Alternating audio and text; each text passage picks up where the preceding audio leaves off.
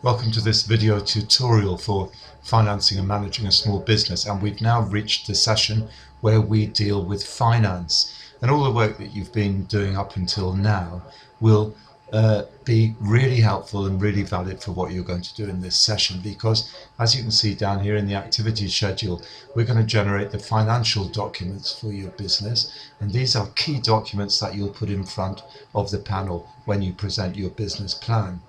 And what you're going to have to do is bring together, as I say here, all the budgeted figures from your previous sessions.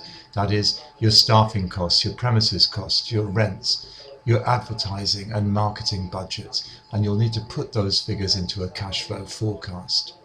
The other key figure that you're going to need to put into a cash flow forecast is the sales figure, and I'll be showing you how to do a sales forecast to get a realistic idea of how much money will be coming in to your business during the first 12 months of trading. It would be easy, wouldn't it, to say we're going to sell £1 million worth of goods or services each month. Well, that's obviously unrealistic and naive, and so we're going to have a proper basis for the sales figure that we enter into the cash flow.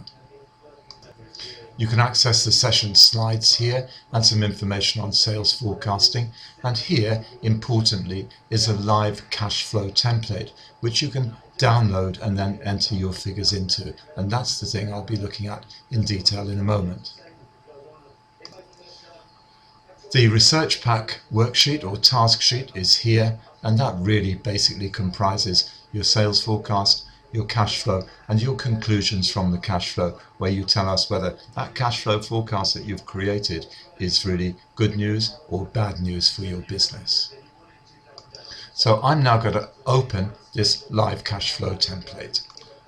Well, here is the template, and you can see along the top here the months for 12 months, and you can change that. I don't want it to say month 0, month 1. Put the actual months where the figures pertain to in these cells. And a lot of students, particularly when they're doing a cash flow, start with January. Well, why start with January? You can start in the month your business opens, or as we can see here, in the month before your business opens, because you will have some expenditures prior to opening. In here, you're going to put the capital that you introduce into the business. So if you remember, I think I gave you, what did I give you? I gave you £25,000. You can see I put that £25,000 figure in there. It updates the whole of the cash flow because this is basically done in Excel.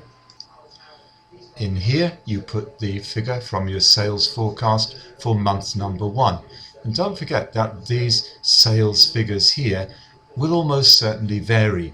They may increase as your business becomes more established and through word of mouth you gain more customers.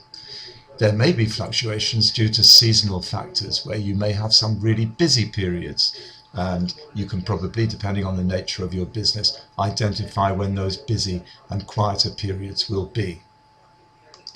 Another important point to remember is that if your sales are increasing, you're probably actually adding to your cost of purchases just down here. So this figure should rise and fall pretty much in line with your sales figures.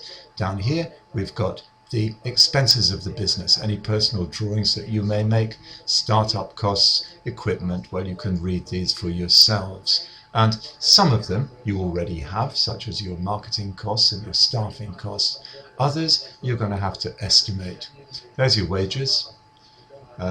Here's your rent, which we've already got figures for from our research. But other things such as insurance, business protection, fuel costs, dispatch costs is things like posting, professional fees might be if you employ a bookkeeper or accountant or a lawyer.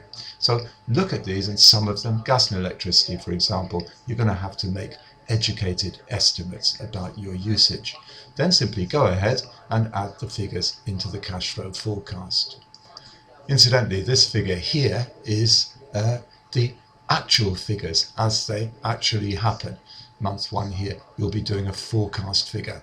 When the real figures come in, you can put the actual figures in this cell alongside it. See the progress of your business, good or bad.